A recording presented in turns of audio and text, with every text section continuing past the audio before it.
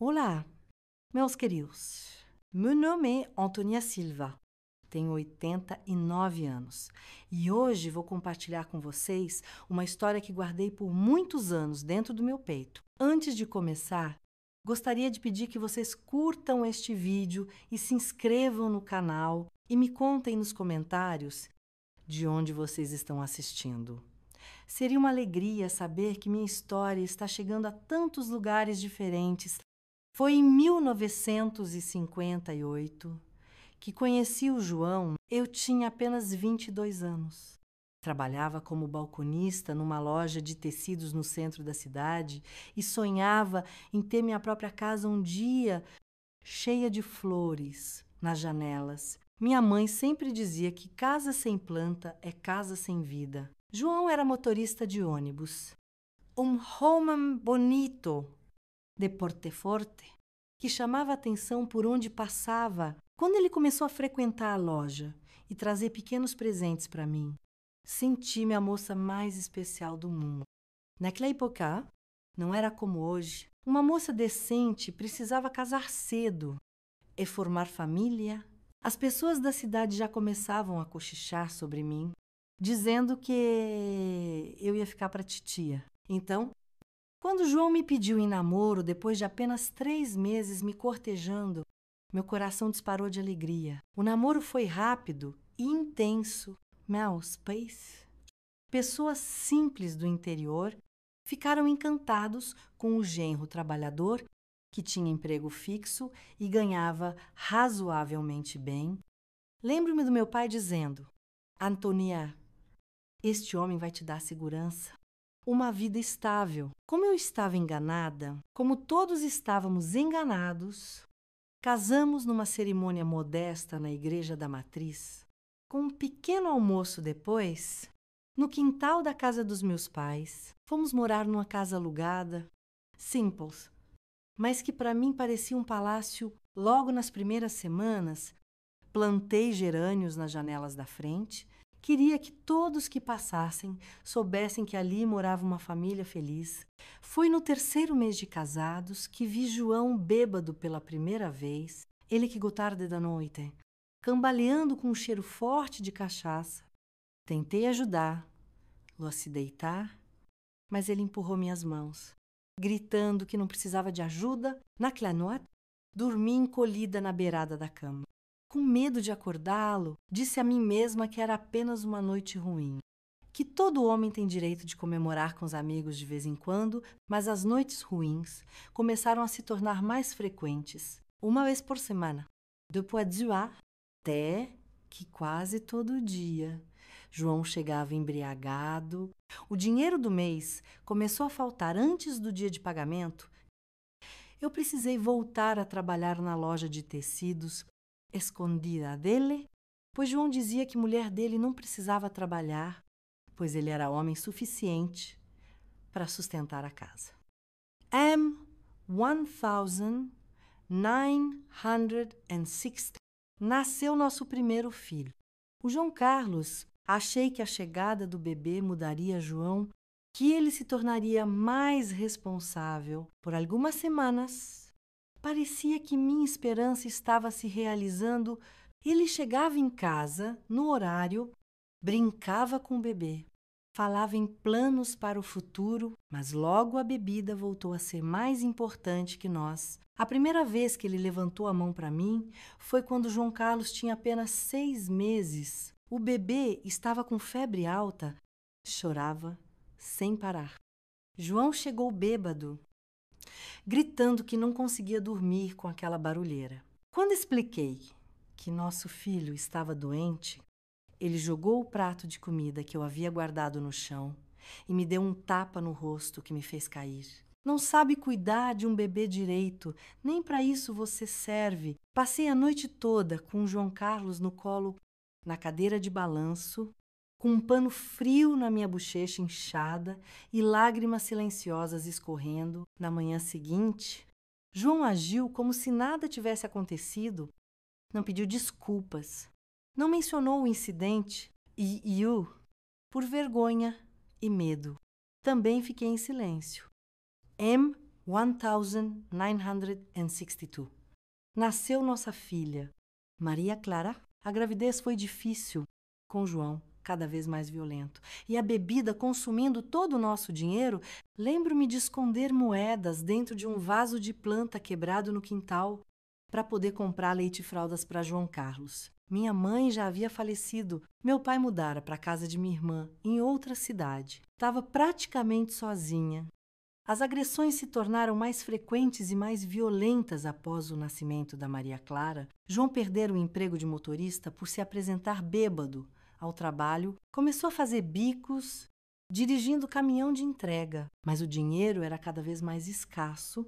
Uma vizinha, Dona Cida, começou a perceber os hematomas nos meus braços, o lábio cortado que eu tentava disfarçar. Foi ela quem me ajudou a conseguir trabalho como faxineira em algumas casas do bairro nobre da cidade, e eu saía bem cedo. Deixava as crianças com Dona Cida e voltava antes de João chegar em casa. Com o dinheiro que ganhava, conseguia manter as crianças alimentadas e esconder um pouco para emergências. Minhas plantas, meus queridos gerânios, sempre foram meu refúgio. Enquanto regava cada vaso, imaginava que estava lavando minhas próprias feridas, dando força para que nova vida brotasse dentro de mim. A situação piorou drasticamente quando Maria Clara completou 4 anos e João Carlos 6, numa noite de tempestade. João chegou em casa encharcado e mais bêbado do que nunca. Havia perdido todo o dinheiro da semana jogando cartas num bar. Quando viu que eu havia preparado apenas sopa de legumes para o jantar, porque era tudo o que tínhamos, explodiu em fúria, quebrou os pratos, virou a mesa e começou a me socar com tanta força que pensei que fosse morrer ali mesmo. João Carlos, meu pequeno e bravo menino, tentou defender a mãe. Pulou nas costas do pai, gritando para ele parar. João jogou o menino contra a parede com tanta força que ele desmaiou. Aquele momento mudou algo fundamental dentro de mim. O medo continuava lá, mas agora havia algo mais forte. O instinto de proteger meus filhos a qualquer custo, com João Carlos desacordado e Maria Clara chorando escondida debaixo da cama. João finalmente caiu no sofá. Vencido pelo cansaço e pela bebida, cuidei do meu filho como pude, agradecendo a Deus quando ele finalmente abriu os olhos. Naquela noite, não dormi. Fiquei olhando para as crianças, para o homem que um dia amei roncar no sofá e para minhas plantas na janela que continuavam crescendo. Apesar de tudo, na manhã seguinte, depois que João saiu, ainda tonto da ressaca, peguei as crianças e fui à casa de Dona Cida. Chorei como nunca havia chorado antes, contando tudo o que acontecia entre nossas paredes. Foi ela quem segurou minhas mãos trêmulas e disse: Antônia, se você não sair agora, um dia ele vai matar você, ou as crianças, e suas plantas vão ficar sem ninguém para cuidar delas. Aquela frase, por mais simples que pareça, foi como um raio de clareza em meio à tempestade que era a minha vida. Percebi que, assim como eu lutava para manter minhas plantas vivas, precisava lutar pela minha própria vida e pela dos meus filhos. Mas como sair? Para onde ir? Não tinha dinheiro suficiente, não tinha família próxima que pudesse me acolher. As coisas atingiram o ponto mais sombrio. 2 semanas depois daquela noite, voltei mais cedo do trabalho porque me sentia febril. A casa estava silenciosa, estranhamente silenciosa. Para um local onde havia 2 crianças, encontrei João Carlos sentado na escada da frente, com os olhos arregalados de pavor. Quando perguntei onde estava sua irmã, ele apenas apontou para dentro da casa. Entrei correndo e ouvi o choro abafado de Maria Clara vindo do nosso quarto. Ao abrir a porta, vi uma cena que me assombra até hoje. João estava sentado na beirada da cama, segurando Maria Clara pelos braços, tentando tirar o vestido dela. Minha filha chorava desesperadamente, implorando: Não, papai, não. Naquele instante, algo dentro de mim se quebrou e se refez. Ao mesmo tempo, peguei o vaso de cerâmica pesado que ficava no corredor e, sem pensar 2 vezes, acertei a cabeça de João. Com toda a força que consegui reunir, ele caiu para o lado, atordoado, enquanto eu puxava Maria Clara para meus braços, gritando para João Carlos pegar a trouxa de roupas que eu mantinha escondida para emergências. Saímos correndo daquela casa com apenas a roupa do corpo e aquela pequena trouxa. Deixei para trás os móveis, as memórias, até mesmo minhas queridas plantas. Mas levei comigo o que realmente importava, meus filhos e, finalmente, minha dignidade. Passei 3 dias escondida na casa de Dona Cida, tremendo cada vez que ouvia passos na rua, imaginando que João viria nos buscar, mas ele nunca apareceu. Soube, depois, que havia sido preso por causar uma briga violenta no bar da cidade, ferindo gravemente outro homem. Com o pouco dinheiro que tinha guardado e a ajuda de Dona Cida, consegui comprar passagens de ônibus para uma cidade a uns 200 quilômetros dali, onde uma prima distante de minha falecida mãe vivia.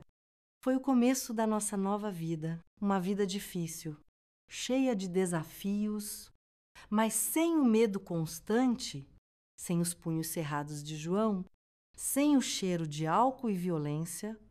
E sabem qual foi a primeira coisa que fiz quando finalmente conseguimos alugar um pequeno quarto de fundos? Plantei um gerânio na janela, porque flores na janela, meus queridos, não são apenas decoração, são um símbolo de que, mesmo depois da tempestade mais violenta, a vida insiste em florescer. A chegada à nova cidade foi como pisar em um mundo desconhecido e eu, uma mulher de 32 anos, com 2 crianças pequenas, sem marido, sem profissão definida e com o coração ainda sangrando de tantas feridas, lembro-me da expressão no rosto da prima da minha mãe. Dona Tsutsu, quando chegamos à sua porta, uma mistura de compaixão e preocupação, ela não perguntou nada na frente das crianças, mas seus olhos diziam tudo. O que foi que aconteceu com você? Antônia, aquela primeira noite foi de choro silencioso no travesseiro emprestado. João Carlos, com seus quase 7 anos, dormiu abraçado comigo. Maria Clara, com seus 4 aninhos, estava exausta demais para entender a gravidade da situação. Olhando para o teto daquele quarto pequeno, eu me perguntava se tinha feito a escolha certa. Será que conseguiria criar meus filhos sozinha? Será que João nos encontraria? Mas então lembrava daquela cena terrível com Maria Clara e sabia que não havia outro caminho.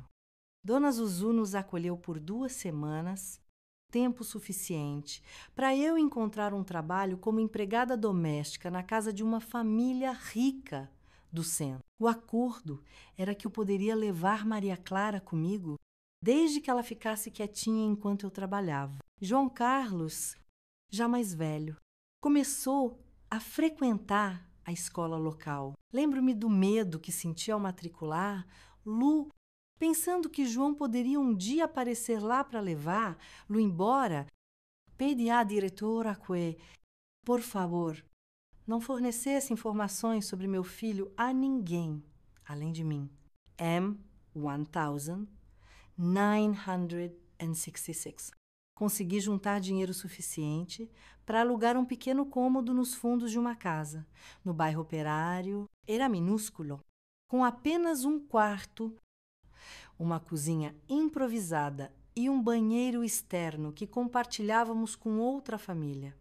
Mas era nosso, finalmente, um lugar onde podíamos chamar de lar sem medo.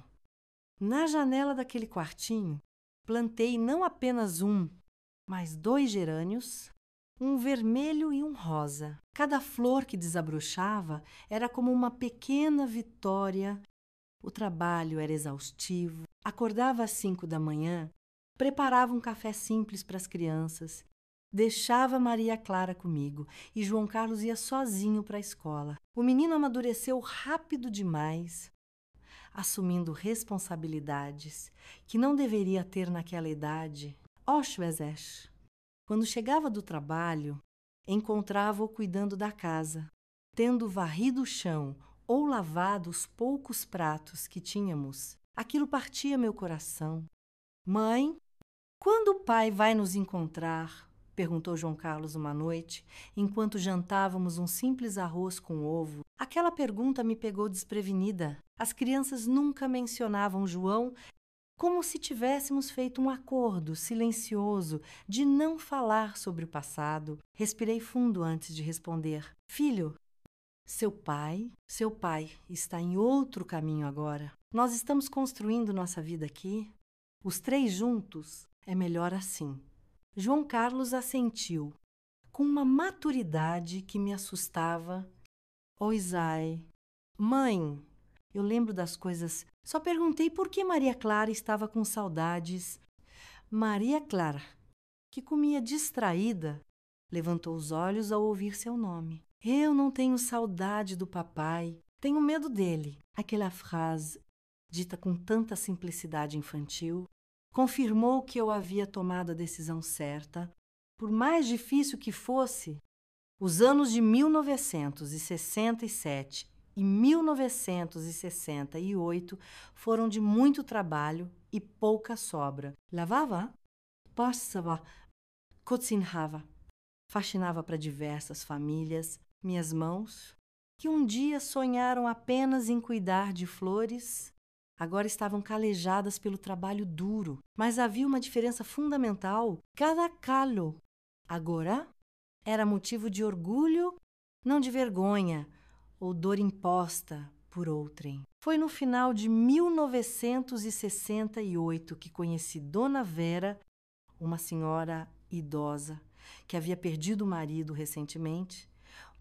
Ela precisava de alguém não apenas para cuidar da casa, mas para fazer-lhe companhia. O salário era melhor do que eu recebia nas outras casas, e o horário permitiria que eu estivesse em casa quando João Carlos voltasse da escola. Parecia bom demais para ser verdade. Dona Vera morava numa casa grande, com um imenso jardim nos fundos. Quando mencionei meu amor por plantas durante a entrevista, seus olhos cansados brilharam. Meu marido era botânico amador. Ela disse: o jardim era a alegria dele. Mas, desde que faleceu, não tenho conseguido manter. Lu, talvez você possa me ajudar com isso também. Começar a trabalhar para Dona Vera foi uma virada em nossa vida. Pela primeira vez desde que saímos de casa, eu não me sentia apenas sobrevivendo, mas começando a viver de verdade. Maria Clara, agora, com quase 7 anos, vinha comigo e passava o dia brincando no jardim. Enquanto eu cuidava da casa, João Carlos, com 10 anos, vinha direto da escola para lá e Dona Vera insistia em ajudá-lo com os deveres.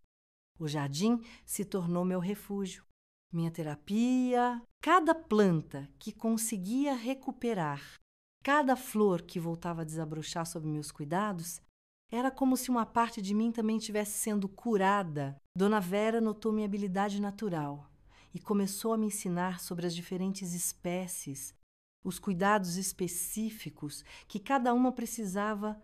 O melhor momento para podar ou adubar, você tem o dom. Antônia, ela me disse, suas mãos trazem vida de volta às plantas que todos dariam como perdidas. M1969. Quando João Carlos estava com 11 anos e Maria Clara com 9, Dona Vera ficou muito doente. Era um câncer avançado, sem possibilidade de cura. Durante seus últimos meses, cuidei dela como se fosse minha própria mãe. Às vezes, sentada à beira de sua cama, Ela segurava minhas mãos e dizia: o João não merecia você. Antônia, você é como as violetas do jardim, aparentemente frágil, mas de uma força e resistência que surpreende a todos em seus últimos dias. Dona Vera chamou um advogado. Não pude acreditar. Quando soube, ela havia deixado em testamento para mim uma pequena quantia em dinheiro e, mais importante, o direito de morar na casa dos fundos com acesso ao jardim por quanto tempo eu quisesse, para que você continue cuidando das minhas plantas e das suas crianças, disse a carta que deixou para mim. O falecimento de Dona Vera foi um golpe duro, mas seu último gesto de bondade mudou nossas vidas para sempre.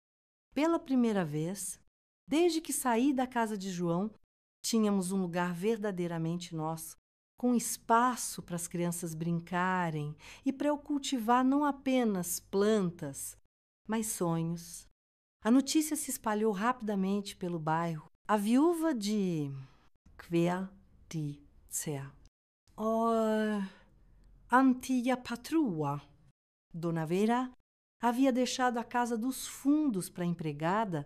Alguns torciam o nariz, outros achavam justo considerando o cuidado que dediquei a ela em seus últimos meses. O que ninguém sabia, e eu guardava com muito receio, era que não era exatamente viúva. Legalmente, ainda era casada com João, embora não tivesse notícias dele há anos.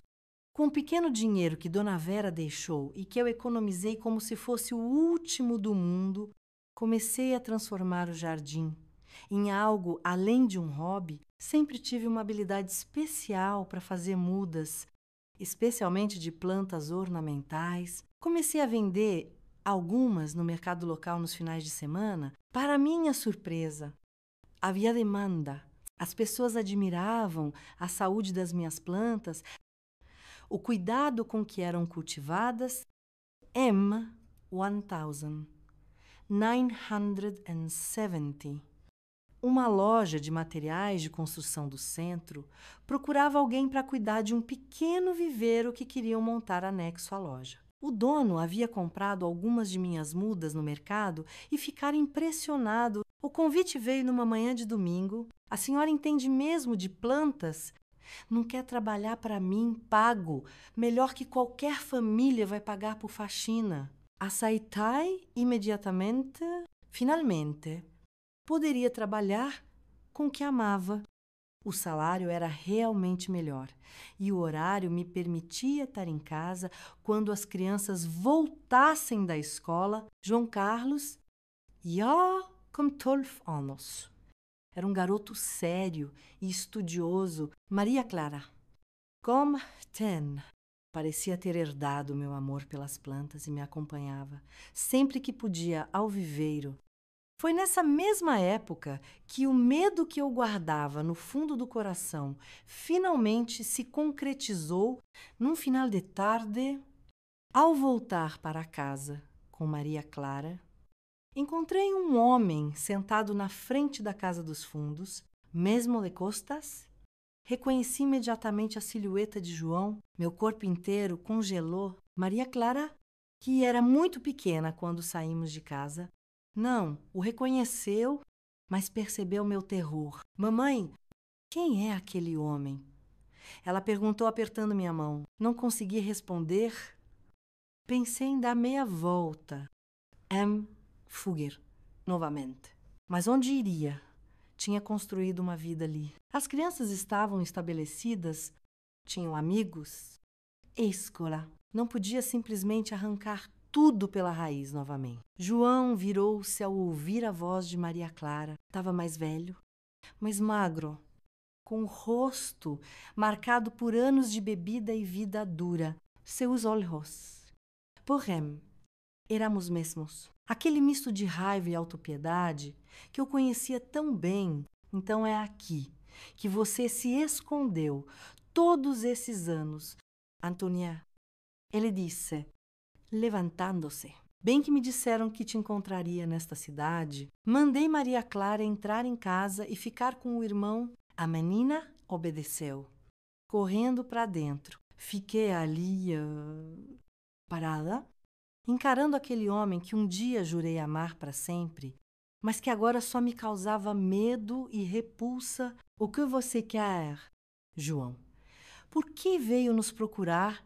Depois de tanto tempo, ele deu um passo em minha direção e instintivamente recuei. Isso pareceu irritá-lo, mas ele se conteve. Você levou meus filhos embora. Antônia, você não tinha esse direito. Vim buscar-los. Meu coração disparou. O medo transformou-se em uma coragem que eu não sabia que possuía. Você não vai levar meus filhos a lugar nenhum. João, eles têm uma vida aqui, estão felizes, estão seguros. João soltou uma risada amarga. Seguros de quê? De mim eu sou o pai deles. Tenho direitos. Que direitos? O direito de bater neles, como batia em mim. O direito de tentar. Minha voz falhou, lembrando daquela cena terrível com Maria Clara. O direito de fazer com eles o que tentou fazer com nossa filha antes de fugirmos. Ele pareceu genuinamente confuso por um momento. Depois, seu rosto contorceu-se em fúria. Você sempre foi uma mentirosa, Antônia. Sempre inventando coisas para me fazer parecer um monstro. Eu nunca encostaria um dedo nos meus filhos. Naquele momento, a porta da casa se abriu e João Carlos apareceu.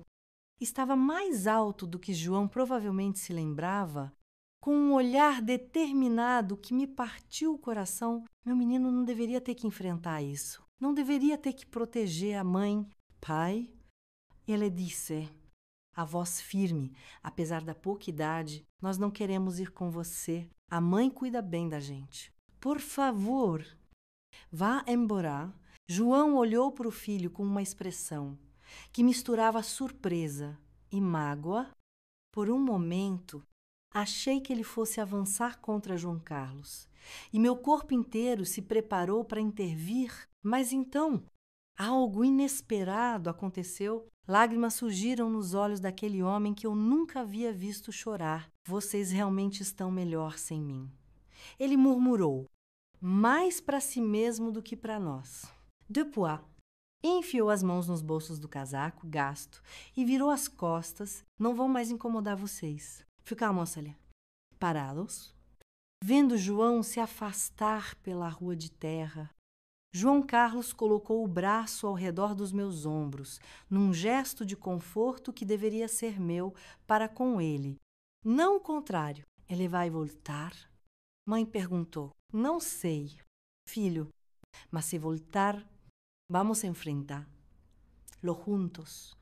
Aquela noite foi de vigília. Tranquei todas as portas e janelas. Coloquei uma cadeira encostada na maçaneta, como fazia nos tempos em que vivíamos com João e eu temia suas chegadas embriagadas. Mas ele não voltou, nem naquela noite, nem nos dias seguintes. Sube.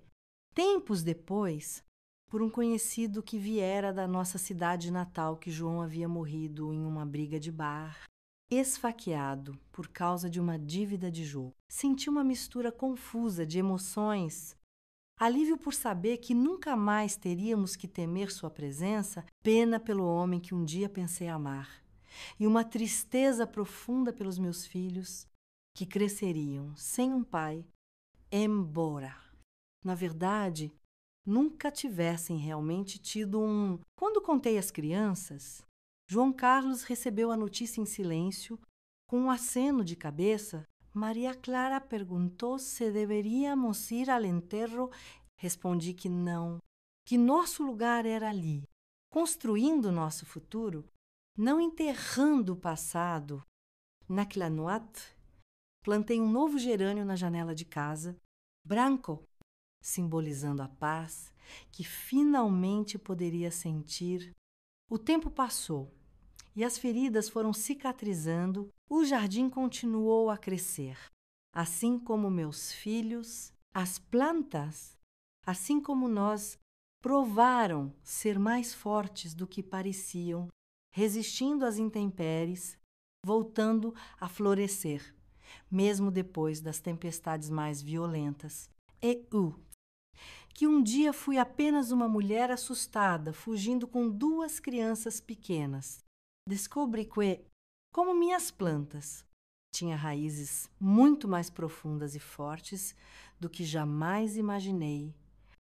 O ano de 1970 trouxe uma mudança importante na minha vida. O dono da loja de materiais de construção, Sebeto, começou a notar que muitos clientes vinham especificamente para comprar minhas plantas. Antonia, você está trazendo mais gente para a loja do que os meus descontos de final de mês. Ele me disse certa manhã com um sorriso genuíno. Precisamos expandir esse viveiro. Foi assim que, aos 35 anos, me tornei praticamente gerente de um viveiro, que ocupava agora não apenas um cantinho da loja, mas todo o terreno lateral. Seu Beto investiu em estufas simples, em mais variedades de plantas e, o mais importante, confiou na minha experiência para tomar decisões pela primeira vez na vida. Senti que minha opinião tinha valor, que meu conhecimento, mesmo que adquirido na prática, sem estudos formais, era respeitado. João Carlos, agora com 13 anos, estava no início da adolescência e se tornara um excelente estudante. Os professores sempre comentavam sobre sua dedicação, sobre como ele parecia determinado a conquistar algo maior. Maria Clara, com 11 anos. Continuava sendo minha pequena ajudante no viveiro. Aos sábados, quando não tinha aula, ela ficava comigo o dia todo, aprendendo os nomes das plantas, observando como eu fazia as mudas, como detectava doenças pelo aspecto das folhas. Nossa vida estava finalmente entrando nos eixos depois de tantos anos de luta. Morávamos na casa dos fundos deixada por Dona Vera. Eu tinha um trabalho que amava. As crianças estavam saudáveis e estudando ainda assim. À noite, quando ficava sozinha depois que todos dormiam, às vezes me pegava pensando no que poderia ter sido, nas oportunidades que perdi por ter me casado tão jovem com João, nos sonhos que abandonei. Foi numa dessas noites de reflexão, em meados de 1972, que tive uma ideia que mudaria completamente nosso futuro. Estava sentada na pequena varanda dos fundos, olhando para o jardim que florescia sob os cuidados das minhas mãos há quase 5 anos, quando percebi por que trabalhar para seu Beto, quando poderia ter meu próprio negócio. O pensamento me assustou inicialmente. Eu, uma mulher sozinha, sem estudos, SM Capital, sem marido? Naquela época, isso importava muito mais do que hoje. Meus queridos, abrir um negócio próprio parecia loucura, mas a semente estava plantada em minha mente, como costumava acontecer com as sementes que eu plantava no jardim.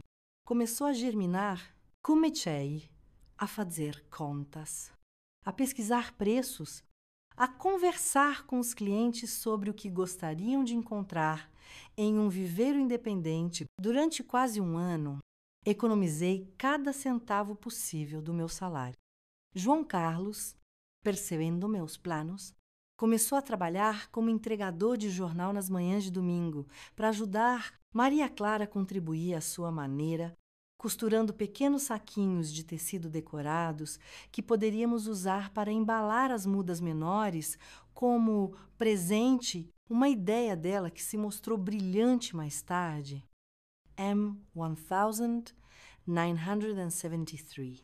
Finalmente reuni coragem para conversar com seu Beto. Tremia da cabeça aos pés ao entrar em sua sala, certa de que ele ficaria furioso com minha traição. Para minha surpresa, ele não apenas entendeu como me ofereceu ajuda. Antonia, eu sabia que este dia chegaria. Você tem talento demais para ficar sempre como funcionária de alguém. Olha, tem um terreno pequeno na entrada da cidade que não estou usando. Se quiser, pode começar seu viveiro lá, pagando um aluguel simbólico até se estabelecer. Saí daquele escritório com lágrimas nos olhos e uma sensação que há muito não experimentava, esperança genuína. Naquela noite, contei aos meus filhos sobre a conversa, sobre a possibilidade real de termos nosso próprio negócio. João Carlos, com seus 15 anos, abraçou-me com força e disse algo que nunca esquecerei. Mãe, a senhora é a pessoa mais corajosa que conheço.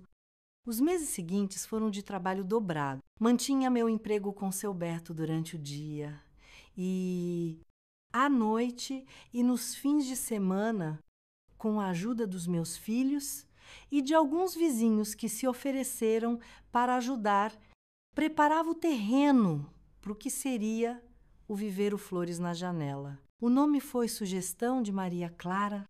Claro, em janeiro de 1974, abrimos as portas oficialmente.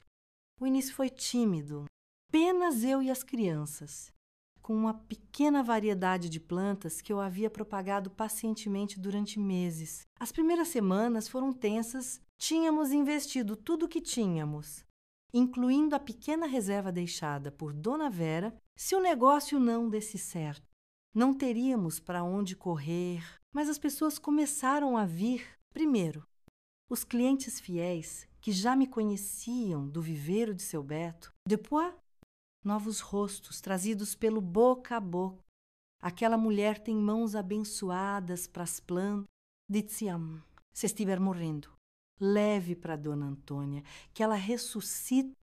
Uma das primeiras clientes novas foi Dona Carmen, esposa do prefeito da cidade. Ela havia ouvido falar do meu pequeno viveiro e veio pessoalmente selecionar plantas para a reforma do jardim da prefeitura. Lembro-me claramente dela caminhando entre os corredores improvisados, apontando para essa ou aquela planta, fazendo perguntas específicas sobre cuidados. No final da visita, ela me surpreendeu com um pedido. Dona Antônia, não quero apenas comprar suas plantas.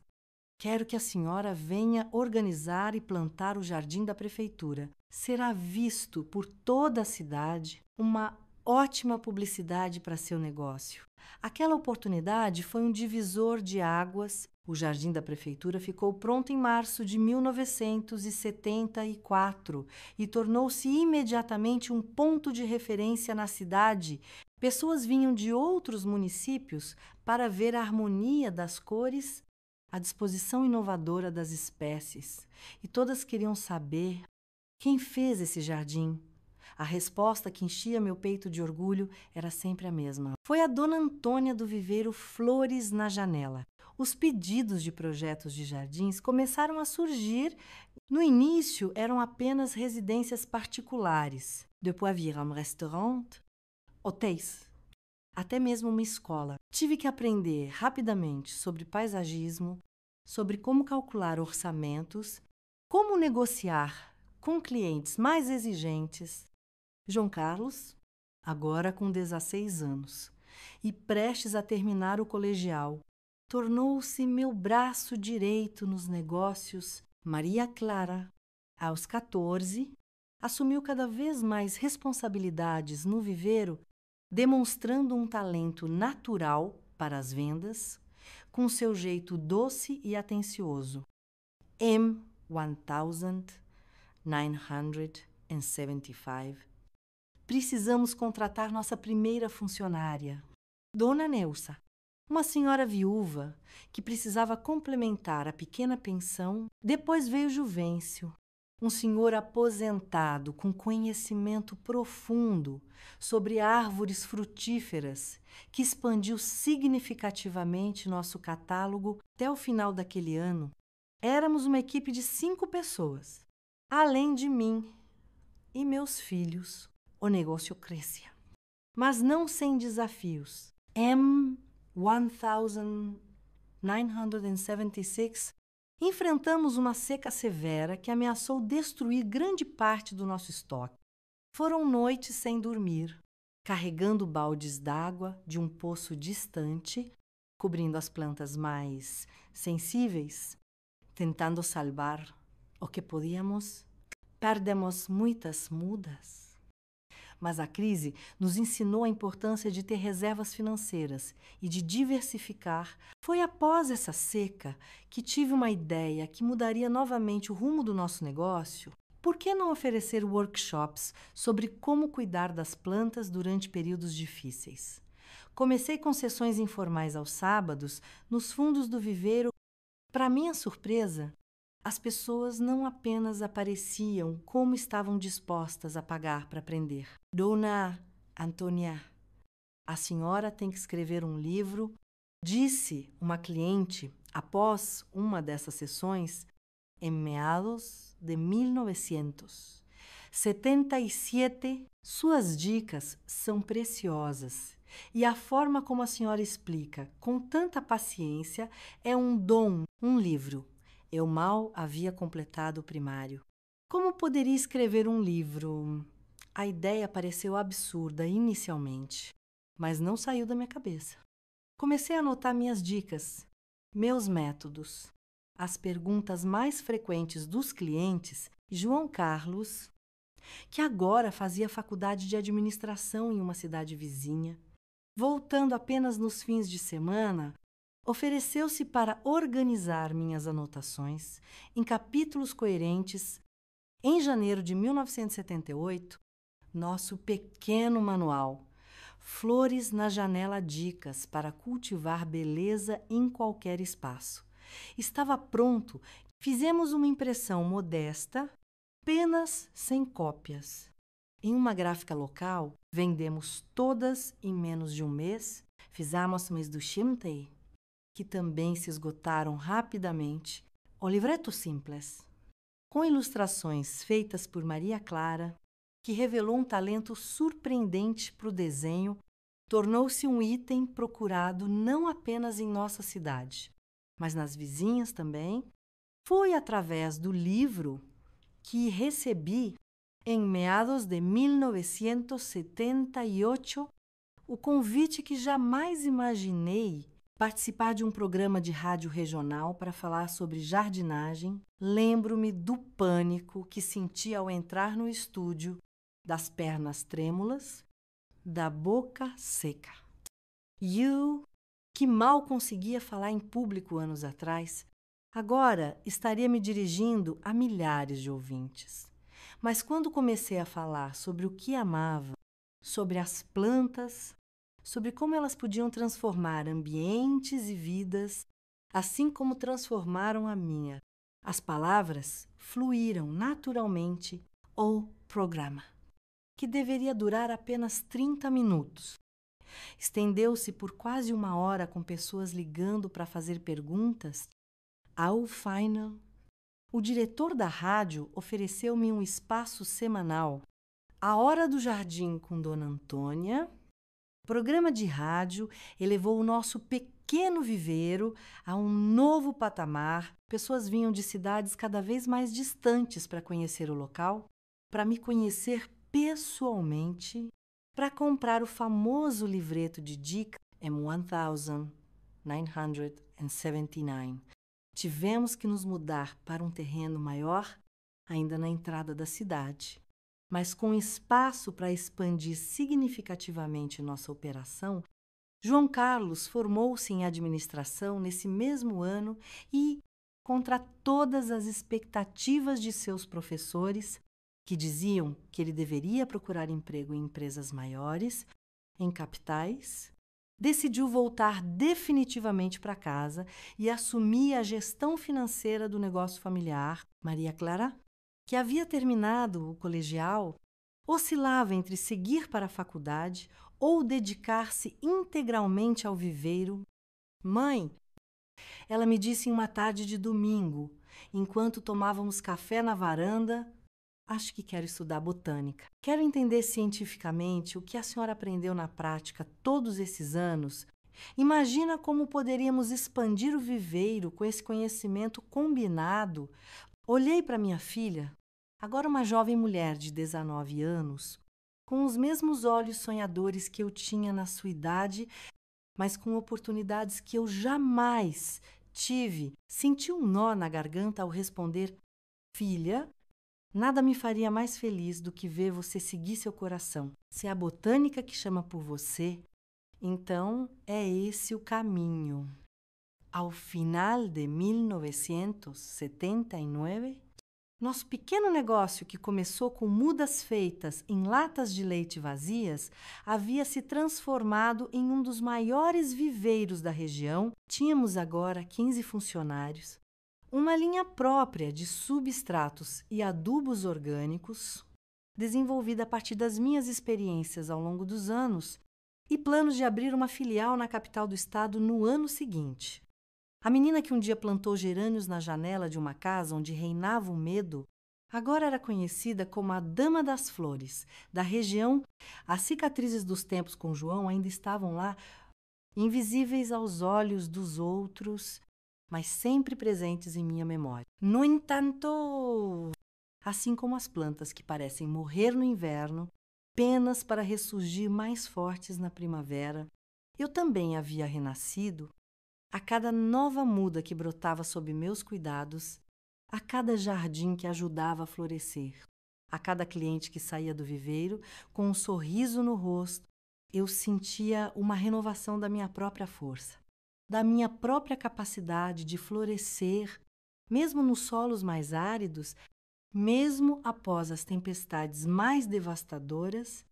Quem poderia imaginar que aqueles gerânios na janela, plantados como um pequeno ato de resistência e esperança em tempos sombrios, seriam a semente de uma vida tão mais plena e significativa do que jamais sonhei. Como sempre digo aos meus clientes, nunca subestime o poder de uma flor para transformar um ambiente ou uma vida inteira. Flores na janela? Tópico 4.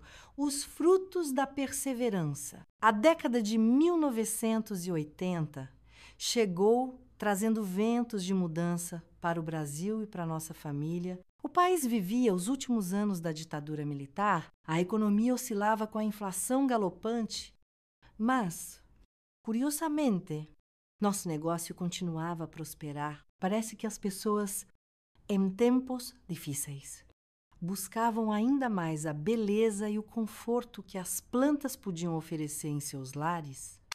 Em 1980, João Carlos, com 22 anos e cheio de ideias modernas aprendidas na faculdade, convenceu-me a abrir nossa primeira filial. Mãe, estamos perdendo clientes da capital que não querem dirigir até aqui. Precisamos ir até eles. A princípio, relute. Expandir significava correr riscos, contratar mais gente. Dividi minha atenção, que já estava esticada ao limite, mas meu filho tinha o mesmo olhar determinado que eu reconhecia em mim mesma quando enfrentei desafios ainda maiores. Lembro-me do dia em que finalmente cedi. Estávamos fechando o viveiro. Já era final da tarde.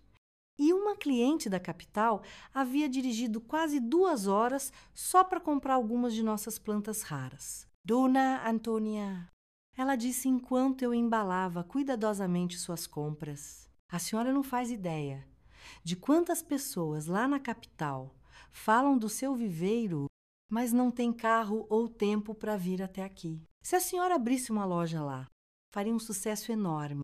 Na Clanois, olhei longamente para os gerânios que ainda mantinha na janela de casa, agora, não mais por necessidade de beleza em meio ao caos, mas como um lembrete constante da jornada percorrida. João Carlos disse finalmente: vamos abrir a filial, mas com uma condição.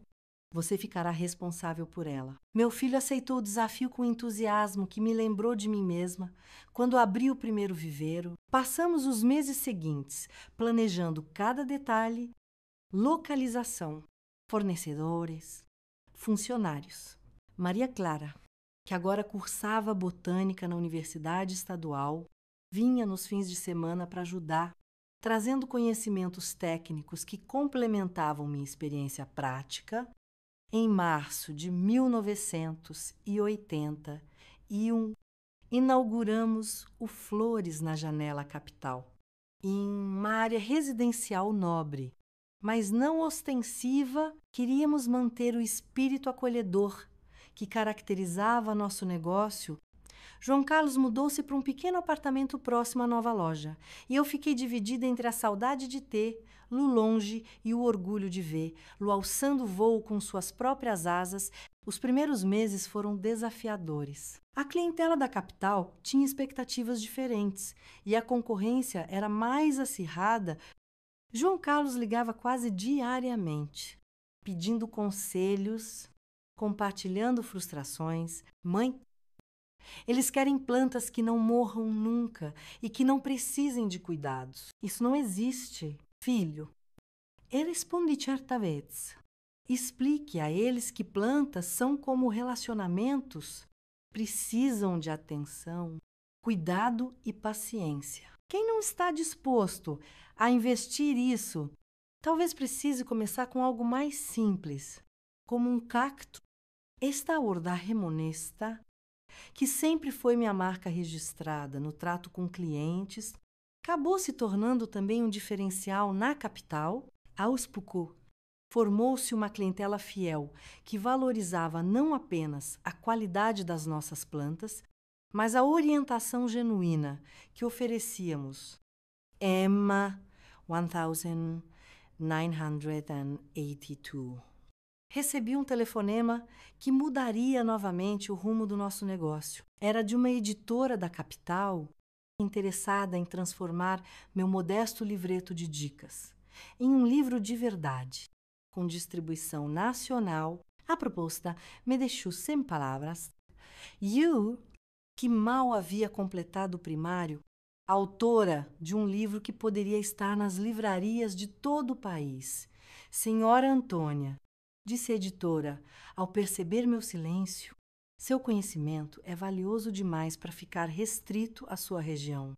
Pessoas de todo o Brasil poderiam se beneficiar da sua sabedoria com as plantas. Aceitei a proposta, mais por insistência dos meus filhos do que por acreditar realmente no projeto. Passei os meses seguintes revisando o conteúdo, adicionando novas dicas.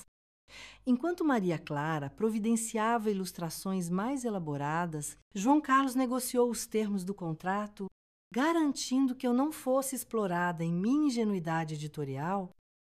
Flores na Janela, o guia completo para cultivar beleza em qualquer espaço, foi lançado em novembro de 1982, chegando às livrarias pouco antes do Natal. Para minha completa surpresa, tornou-se rapidamente um sucesso de vendas. Recebi convites para participar de programas de televisão locais, Depuis Régionais, o Hoje Foi Quando, em fevereiro de 1983.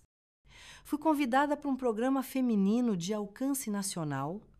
Lembro-me do pânico que senti nos bastidores, do tremor nas mãos enquanto a maquiadora tentava disfarçar as marcas que a vida dura havia deixado em meu rosto. Como uma mulher simples, como eu pode ter algo relevante a dizer para todo o país?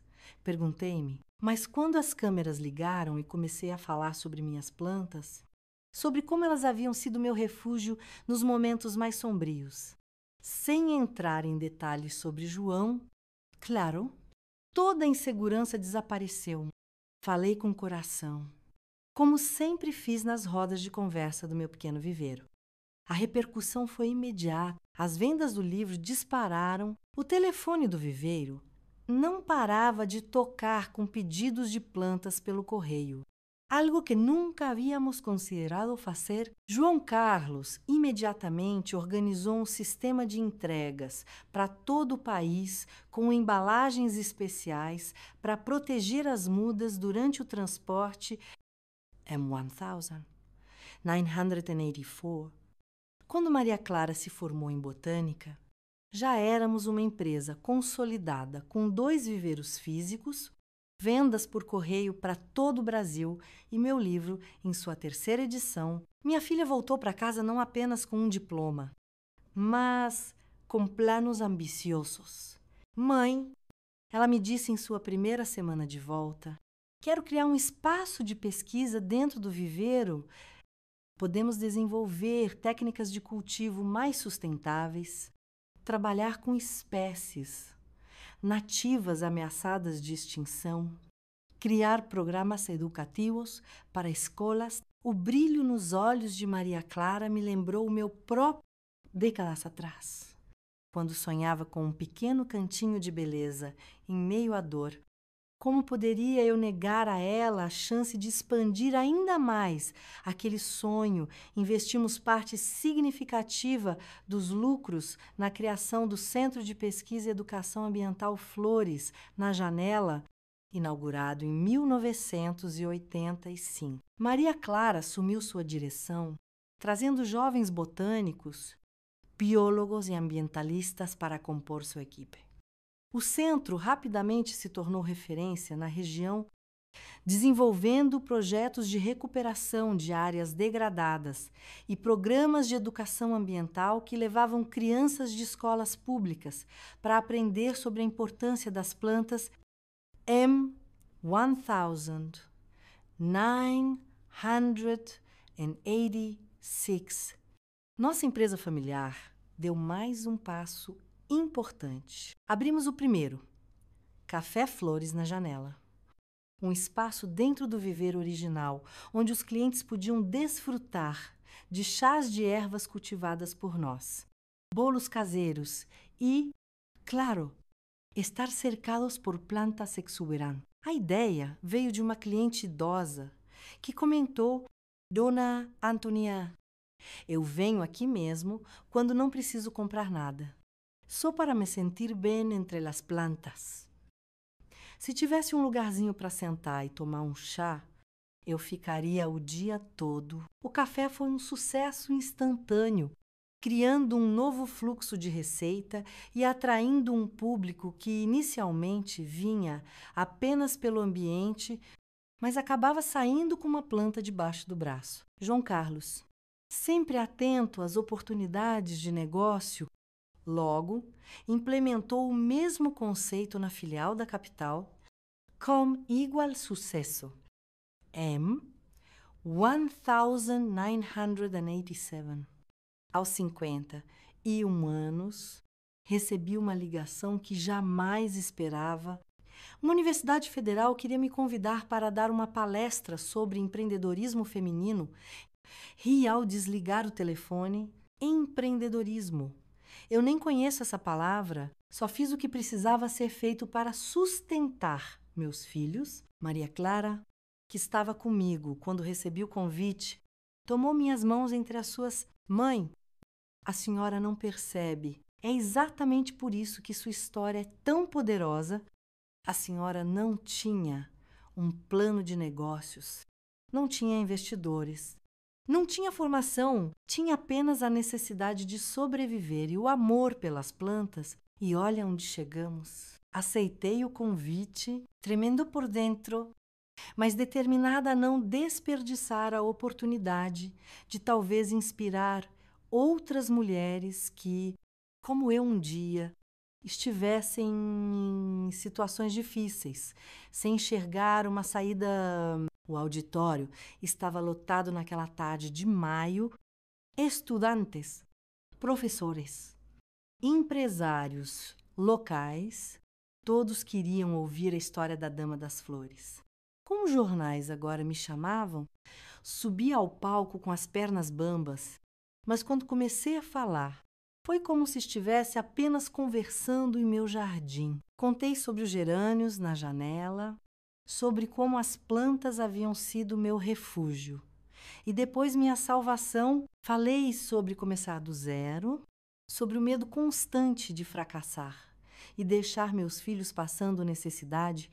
Não entrei em detalhes sobre João ou os abusos, mas deixei claro que saí de um casamento destrutivo com 2 crianças pequenas e nenhum apoio. O segredo não é não ter medo, Disse, ao final, para uma plateia em absoluto silêncio, é agir, mesmo com medo, é plantar uma semente hoje sem garantia de que ela brotará amanhã, mas com a esperança de que, se você fizer sua parte, a natureza fará a dela. A ovação que recebi ao final me deixou em lágrimas. Jovens mulheres vieram me abraçar, algumas chorando, outras compartilhando suas próprias histórias de luta. Professores queriam me convidar para outras palestras. Empresários ofereciam parcerias. Foi avassalador e, ao mesmo tempo, profundamente gratificante. Aquela palestra abriu portas que eu jamais imaginei. Nos anos seguintes, viajei por várias cidades brasileiras, compartilhando minha história, sempre com a mesma mensagem central. É possível florescer mesmo nos solos mais áridos, mesmo após as tempestades mais devastadoras. M. 1988. Quando a nova Constituição brasileira foi promulgada, trazendo avanços significativos para os direitos das mulheres, fui convidada para um programa especial na televisão para discutir como as mudanças na lei poderiam ajudar mulheres em situações de violência doméstica. Foi a primeira vez que falei publicamente, embora ainda sem todos os detalhes, sobre o que havia vivido com João. Se as leis e o apoio que temos hoje existissem quando eu era jovem, disse olhando diretamente para a câmera, pensando em quantas mulheres poderiam estar me assistindo naquele momento. Talvez eu não tivesse esperado tanto tempo para sair daquela situação. Talvez não tivesse sido necessário fugir no meio da noite com 2 crianças pequenas e o coração na mão. As repercussões daquela entrevista foram intensas. Recebi centenas de cartas de mulheres compartilhando suas próprias histórias, agradecendo pela coragem, pedindo conselhos. Percebi que, sem querer, havia me tornado mais do que uma especialista em plantas. Era agora um símbolo de resistência e superação para muitas mulheres. M. 1989. Tomei uma decisão importante. Criei a Fundação Flores na Janela, uma organização sem fins lucrativos dedicada a auxiliar mulheres vítimas de violência doméstica.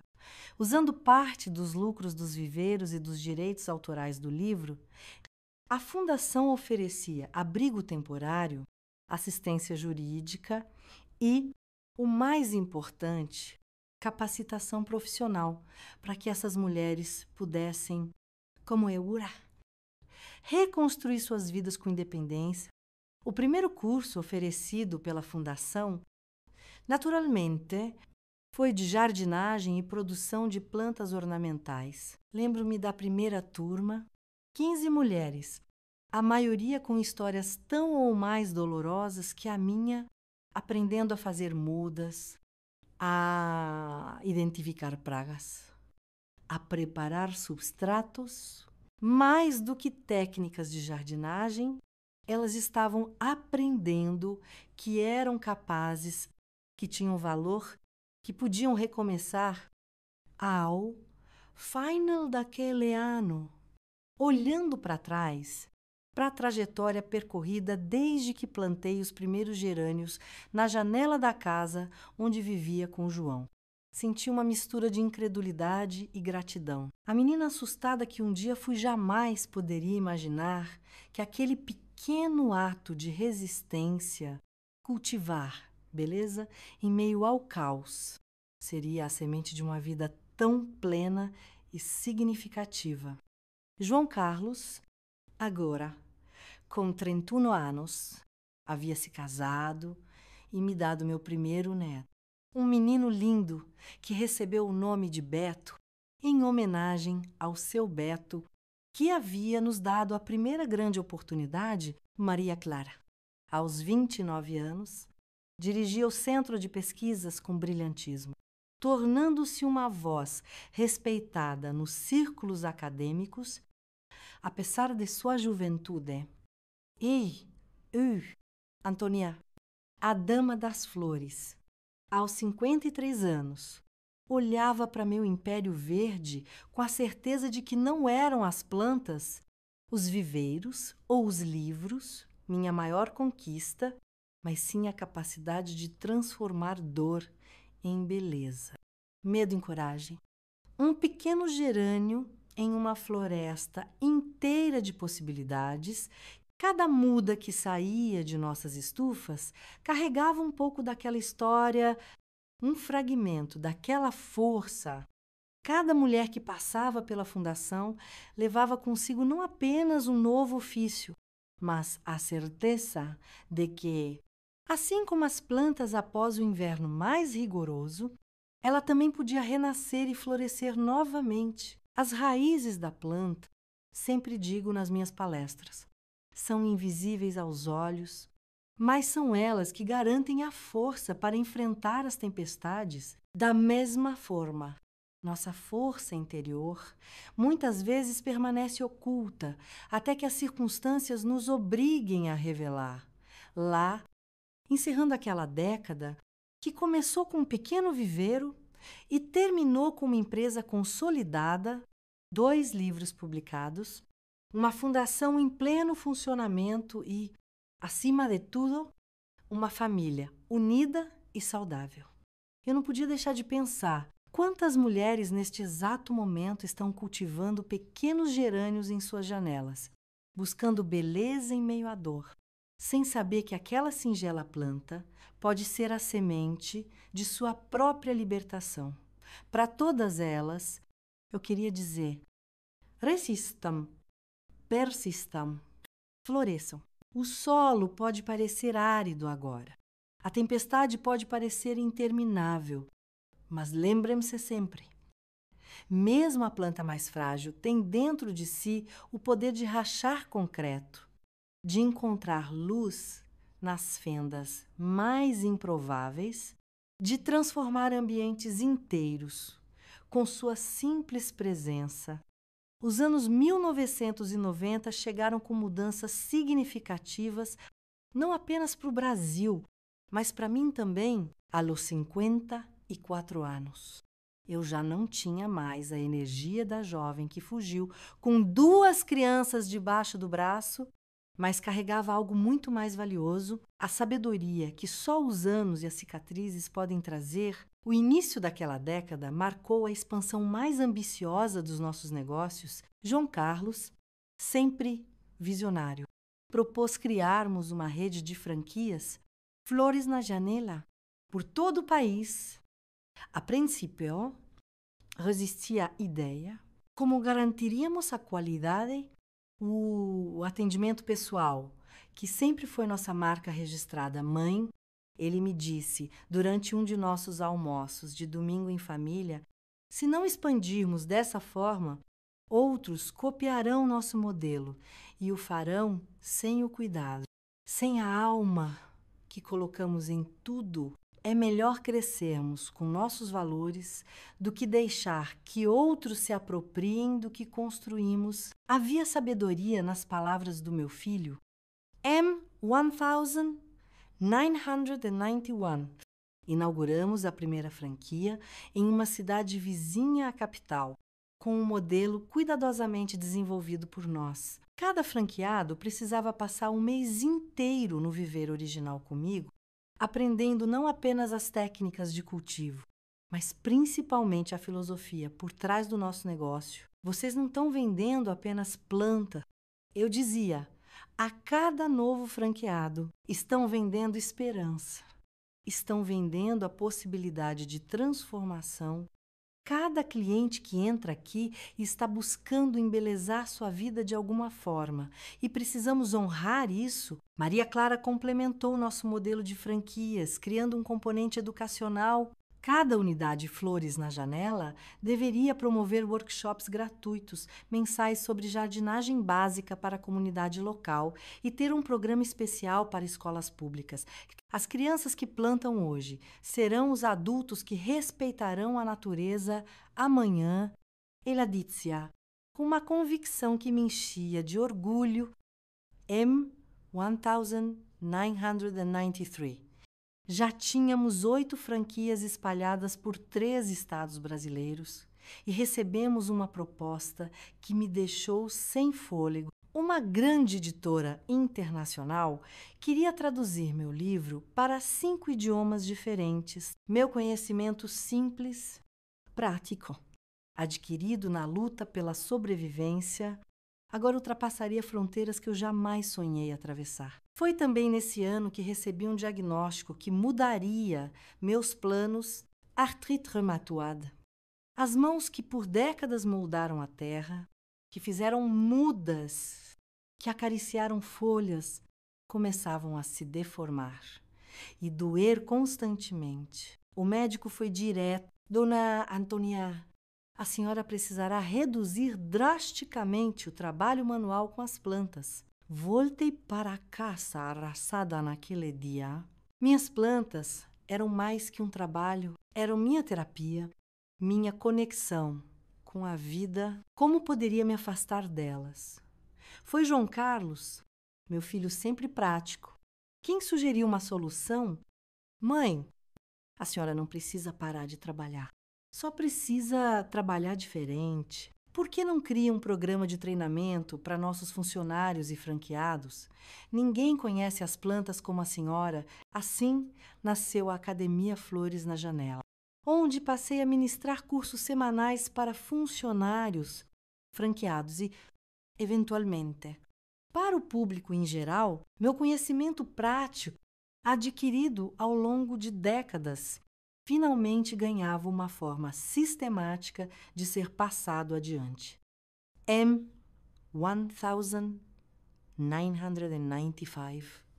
Quando completei 59 anos, Maria Clara me deu a notícia que trouxe um novo sopro de vida à minha existência. Estava grávida. Minha filha, sempre tão dedicada à carreira, havia adiado a maternidade, mas agora sentia que era o momento certo. O nascimento de Mariana, minha netinha, em janeiro de 1996, trouxe uma alegria que eu não sentia desde que meus próprios filhos eram pequenos. A chegada de Mariana coincidiu com o momento de expansão da Fundação Flores na Janela, com recursos vindos do crescimento constante dos viveiros e das franquias. Pudemos comprar um terreno maior e construir um espaço adequado para acolher mais mulheres vítimas de violência. O novo centro, inaugurado em março de 1996, incluía dormitórios para 30 mulheres e seus filhos, salas para cursos profissionalizantes, uma creche e, claro, um grande jardim terapêutico. Aquele jardim se tornou meu refúgio nos anos seguintes. Com as mãos cada vez mais limitadas pela artrite, não podia mais realizar o trabalho pesado, mas ainda conseguia orientar as mulheres que chegavam à fundação, ensinando-as a cultivar não apenas plantas, mas autodeterminação e esperança. Lembro-me particularmente de Joana, que chegou à fundação em 1997 com o rosto tão inchado de pancadas que mal conseguíamos ver seus olhos. Tinha 3 filhos pequenos e nenhuma perspectiva de futuro longe do marido agressor. Nas primeiras semanas, ela mal falava, passando horas sentada sozinha no jardim, apenas observando as plantas. Daya, aproximei-me dela e disse simplesmente: quer me ajudar a replantar aquelas begônias? Sem pressão, sem forçar uma conversa, ela aceitou silenciosamente e começamos a trabalhar juntas. A cada dia, um pouco mais de trabalho no jardim, um pouco mais de palavras trocadas, um pouco mais de brilho retornando aos seus olhos. 6 meses depois, Joana havia se tornado uma de nossas jardineiras mais talentosas, desenvolvendo uma habilidade especial para recuperar plantas que pareciam irremediavelmente perdidas. Dona Antônia, ela me disse um dia, Acho que entendo tão bem essas plantas quase mortas, porque eu mesma estive assim, aparentemente sem vida, mas com a raiz ainda lutando por baixo da terra. Histórias como a de Joana se multiplicaram ao longo dos anos. A fundação cresceu abrindo filiais em outras cidades, sempre mantendo o jardim terapêutico como elemento central do processo de recuperação das mulheres atendidas. A virada do milênio trouxe reflexões profundas. Aos 64 anos, já não participava do dia a dia operacional dos viveiros, dedicando-me principalmente à fundação e aos cursos na academia. João Carlos, agora, com 42 anos, comandava a rede de franquias que já somava 25 unidades em todo o Brasil. Maria Clara, com 40 anos, dividia seu tempo entre a coordenação do centro de pesquisas e a criação da pequena Mariana, que mostrava já aos 4 anos o mesmo amor pelas plantas que caracterizava a nossa família. Foi em 2000, durante uma grande celebração dos 25 anos do Viveiro Flores na Janela, que recebi a surpresa, que jamais esperei, o título de doutora honoris causa pela Universidade Federal, em reconhecimento à minha contribuição para o desenvolvimento sustentável e para o empoderamento feminino. Eu, que mal havia completado o primário, que aprendi a ler direito já adulta para poder ajudar meus filhos com os deveres escolares. Agora recebi o título mais elevado que uma universidade pode conceder. Ao subir ao palco para receber o diploma, as pernas tremendo, como no dia em que fugi de João. Não consegui conter as lágrimas. Este título, disse ao microfone, Ovusemborgodó, não é para a Antônia de hoje, mas para aquela jovem assustada que um dia plantou gerânios na janela como única forma de manter a sanidade. É para todas as mulheres que, como eu, usam o que tem nas mãos, serra, terra, seja linha e agulha, seja uma panela para construir uma saída onde aparentemente não existe nenhuma. A primeira década do novo milênio trouxe desafios inesperados. Em 2003, enfrentei um câncer de mama que exigiu cirurgia e tratamentos agressivos. Durante minha recuperação, quem assumiu a liderança da fundação foi justamente Joana, aquela mesma mulher que anos antes havia chegado de rosto inchado e alma quebrada. Ver a fundação florescendo nas mãos de alguém que um dia havia sido atendida por ela foi uma das maiores satisfações da minha vida. O ciclo se completava. A semente plantada décadas atrás germinava agora em um jardim inteiro de mulheres fortalecidas. Em 2005, aos 69 anos e já recuperada do câncer, realize outro sonho. Publicar um livro autobiográfico contando abertamente pela primeira vez toda a história dos abusos sofridos com João, da fuga, da reconstrução de vida. Flores na Janela Memórias de Resistência tornou-se rapidamente um best-seller e foi adotado em programas de conscientização sobre violência doméstica em todo o país. Os anos seguintes foram de expansão internacional. Nossa rede de viveiros, agora administrada primordialmente por João Carlos, chegou a países vizinhos como Argentina e Uruguai. Maria Clara, por sua vez, desenvolveu no Centro de Pesquisas Técnicas Inovadoras de Cultivo Sustentável, que foram reconhecidas internacionalmente. Emma 2010, a pequena Mariana, agora com 14 anos, surpreendeu a todos ao criar um aplicativo para celulares que ajudava as pessoas a identificar plantas e a cuidar delas adequadamente. Vovô, ela me disse, mostrando o aplicativo, ainda em desenvolvimento.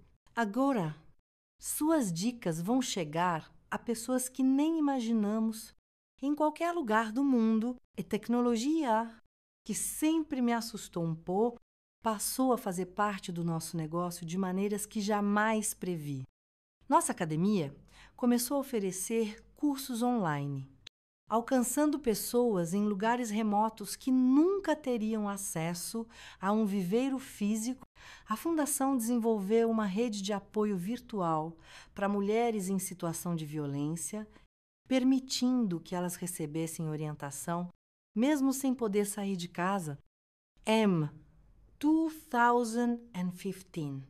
Aos 79 anos, recebi outra honraria que me deixou sem palavras. Uma espécie de rosa, desenvolvida por pesquisadores da universidade, em parceria com o Centro de Pesquisas de Maria Clara, recebeu o nome científico de Rosa Antônia, em minha homenagem. A descrição oficial destacava sua extraordinária resistência a condições adversas e capacidade de florescer mesmo em solos pobres, uma metáfora que não passou despercebida. Os últimos anos têm sido de contemplação e gratidão.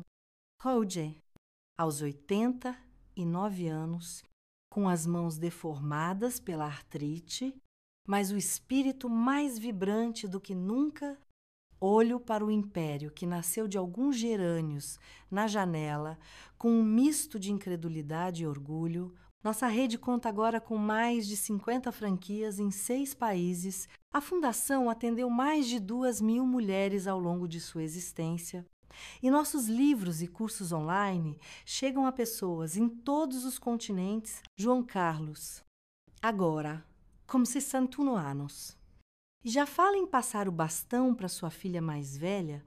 Maria Clara, aos 59, divide a direção do Centro de Pesquisas com jovens cientistas brilhantes que ela mesma formou. E Mariana, minha neta querida, aos 27 anos, lidera toda a área de tecnologia e inovação do grupo. Quando crianças das escolas públicas visitam o nosso viveiro original, agora transformado numa espécie de museu vivo, sou frequentemente convidada para contar minha história. Sentada em minha cadeira de rodas, as pernas já não são tão firmes quanto um dia foram. Observo o brilho nos olhos daquelas crianças e penso quantas delas estão vivendo agora seus próprios infernos particulares.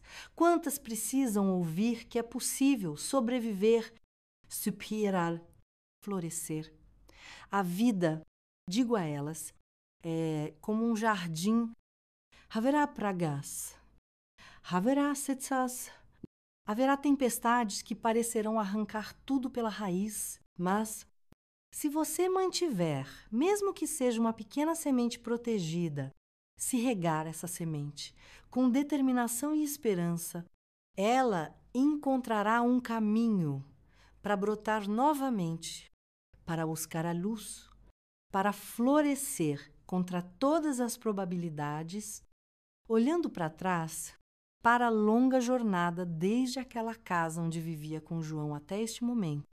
Sentada entre plantas exuberantes, cercada por uma família amorosa e deixando um legado que jamais sonhei possível.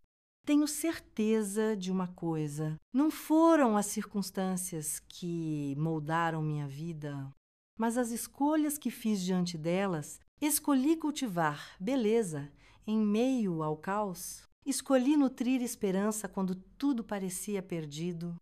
Escolhi ver nas plantas não apenas um meio de subsistência, mas uma filosofia de vida, resistir, adaptar-se, florescer mesmo nas condições mais adversas. Meu tempo neste mundo já se aproxima do fim. As mãos que um dia moldaram a terra agora mal conseguem segurar uma xícara de chá. Os olhos que identificavam uma planta doente ao menor sinal já não enxergam com a mesma clareza, mas o coração. O coração continua tão vibrante quanto daquela jovem de 22 anos que plantou os primeiros gerânios na janela. E quando eu partir, não quero lágrimas ou tristeza. Quero que plantem flores, muitas flores. Quero que cada pessoa que tenha sido tocada de alguma forma pela minha história, pelos nossos viveiros, pelos nossos livros, pela nossa fundação. Plante algo, nem que seja um pequeno vaso na janela do apartamento, porque plantar, meus queridos, é um ato de fé no futuro, é acreditar que haverá um amanhã para ver aquela semente brotar, é confiar que, mesmo quando partirmos, algo de nós continuará a crescer, é florescer, a dar frutos e novas sementes. Como sempre digo nas palestras que ainda consigo dar, não importa quão árido seja o solo da sua vida, agora, não importa quão violenta seja a tempestade que você enfrenta, plante suas flores, cultive sua esperança, regue sua determinação e assista ao milagre de um dia olhar para trás e ver que daquela pequena semente brotou uma floresta inteira. Esta é minha história. Uma história que prova que, como as plantas após o inverno mais rigoroso, todos nós temos a capacidade de renascer, de nos regenerar, de florescer novamente. E se minha história servir de inspiração para que apenas uma mulher encontre coragem para sair de uma situação de abuso, para que apenas uma pessoa plante sua primeira semente, para que apenas um coração encontre esperança em meio à dor, então cada lágrima derramada, cada noite em claro, cada calo nas mãos terá valido a pena, porque, no final das contas, o que plantamos é o que colhemos, e eu plantei amor, resistência e esperança. A colheita, como podem ver, foi muito mais abundante do que jamais imaginei. Se você gostou dessa história emocionante, por favor, curta o vídeo e se inscreva no canal. Um beijo da vovó Antônia. Até o próximo vídeo.